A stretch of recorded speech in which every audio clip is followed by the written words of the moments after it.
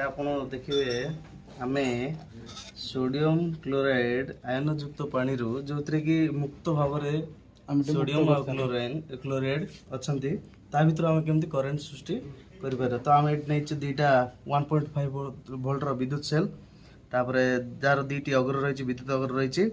गोटे युक्तात्मक गोटे विद्युतात्मक आयन द्वारा विद्युत परिवहन ये मॉडल टीर ना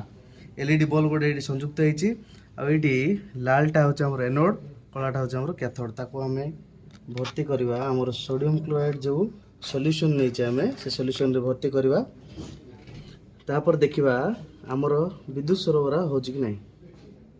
ए लाइट टाको लक्ष्य करथांतु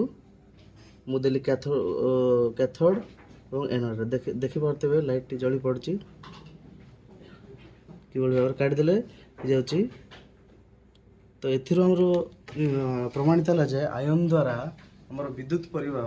होई पारुची। धन्यवाद।